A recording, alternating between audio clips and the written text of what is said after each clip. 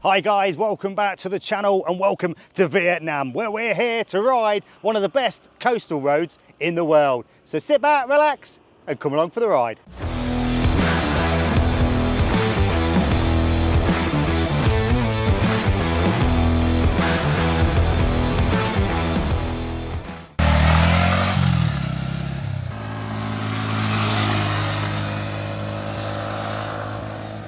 Right guys, here we go. So like I said, this is possibly one of the best, if not the best, coastal road in the world. So we've got a fantastic 27 degrees today. We've just started on the pass. This pass is only 21 kilometers in length. It's become famous because of Top Gear in 2008. It's called the Hammond Pass. I'm liking this. And they voted it one of the best coastal roads in the world. Brought it into some steep corners. So this road goes from Da Nang to Hue. We were staying in a little place called Hoi An, which is just south from Da Nang. And as soon as you get on this bit of road, you're already into some nice twisty hairpin style turns. We've got some fantastic weather today. Let's give out a nice 27 degrees. And there's a little bit of a cool breeze. So as you can see here, we've got a fuel truck to overtake on the blind corner. Like a lot of these countries, there's no motorcycle rules. You make it up as you go along. So the big truck back there was a fuel truck. They're allowed on this road.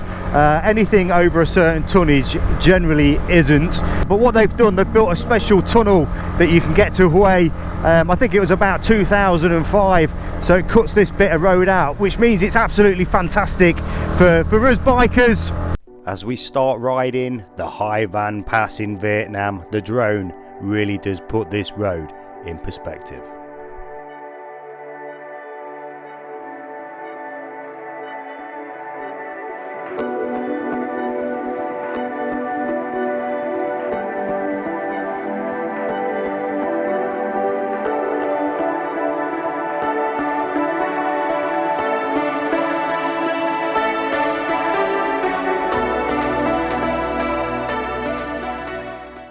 Got some of these little roadside cafes and some sort of seating you can see on the right here. I mean, look at that for a fantastic view. So here's a Vietnam fact. The population here is around 93 million people. The amount of motorcycles in Vietnam is 73 million.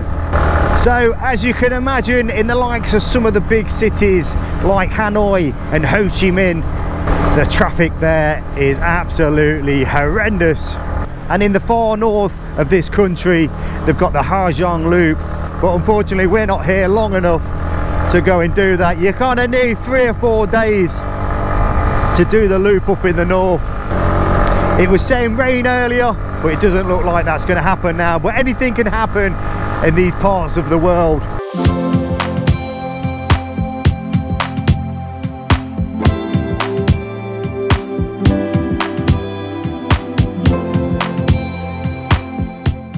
So out of the 73 million bikes in Vietnam, there's probably 72 million of those are scooters. You don't see many motorcycles. But as you can see, we've got a group of people that have just pulled over. So what we're going to do is just going to stop, because that's an indication there's a really good viewing point. Yeah, I mean, look at that, guys. You get a proper good view. The city in the background mist is Da Nang. We're stopping a bit further south of that in a place called Hoi An. And like I said, this road that leads up this hill will go over the pass and lead to a place called Hue. Right, let's continue on. I'm sure there's going to be plenty of viewpoint stops.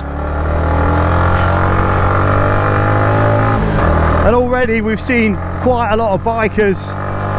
So it was really difficult to try and hire an actual motorcycle in this country. Like you say, predominantly it's just scooters. So this is the Yamaha MT-15, which I'm on today. In the UK they do the Yamaha MT-15. This has got a 155cc engine and is around about the 20 brake horsepower. And to be honest, so far it's been pretty good. I was a little bit worried that it wouldn't have enough power in it to pull us up the hill, but when you open the throttle, this bike actually kind of moves pretty well.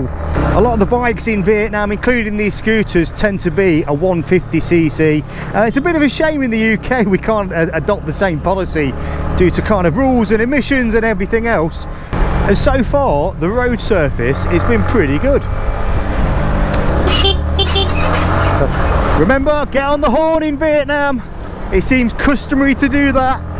At the top of the pass, as you can see, we've got a few places that you can grab a beverage and a bite to eat. So we've just stopped to just park the Yamaha down here. So I'm quite impressed with this bike. Like I said, with two of us on it, it seems to pull quite nicely. So even if you can't ride a motorcycle, you can hire one of these guys for the day.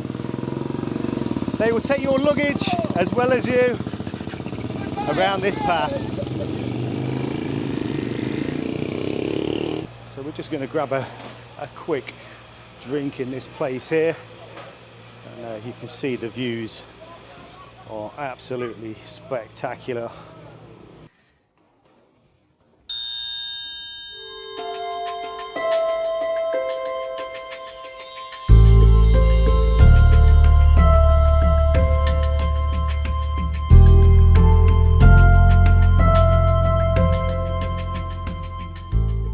Now we're just slightly descending. As you can see, I've got my pillion passenger Amy with me today, and we are absolutely flying down this mountain. I mean, every time you turn a corner you get a breathtaking view like that. Blue seas, golden beaches. You can see this old kind of army truck. That looks a cool vehicle. So you can see the sign on the right there. So 25, 40, 45 ton vehicles are not allowed on this bit of road. Just as I was saying how nice the road is, looks like they're doing a little bit of maintenance here as well. So just this hairpin here is the famous Top Gear one.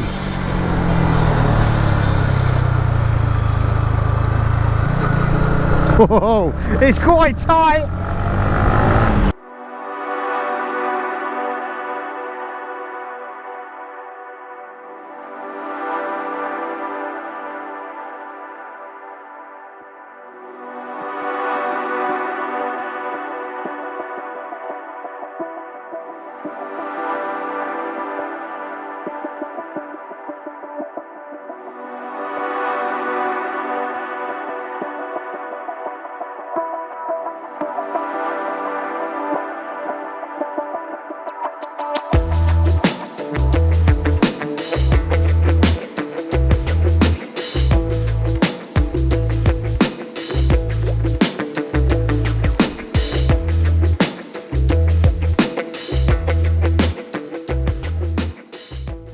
This area is prone to landslides as well at certain times of the year.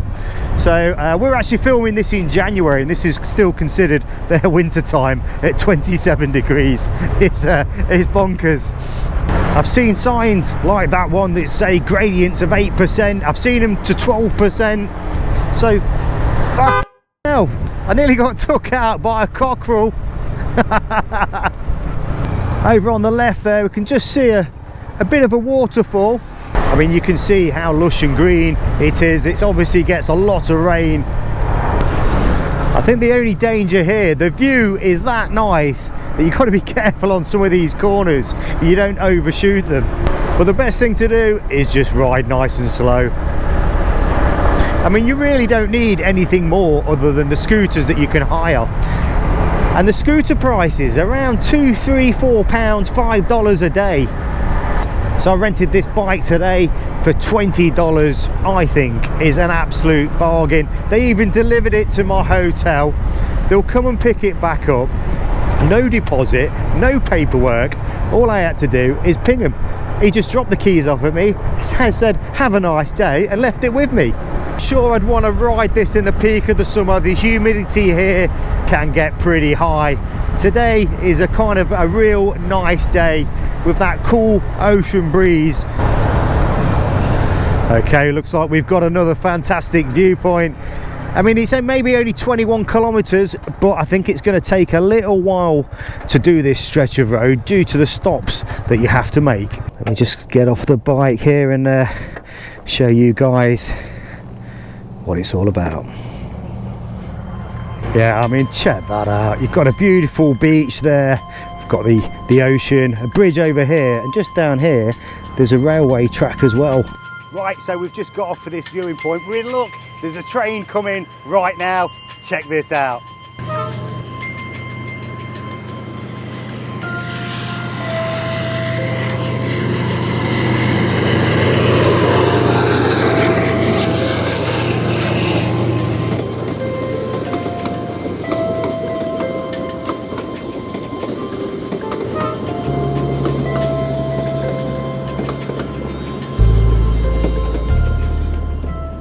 So there you have it, guys. That was the High Van Pass. I hope you enjoyed the video today, and don't forget, if you've not subscribed to this channel, please do so. Give us a like, and we'll see you in the next one.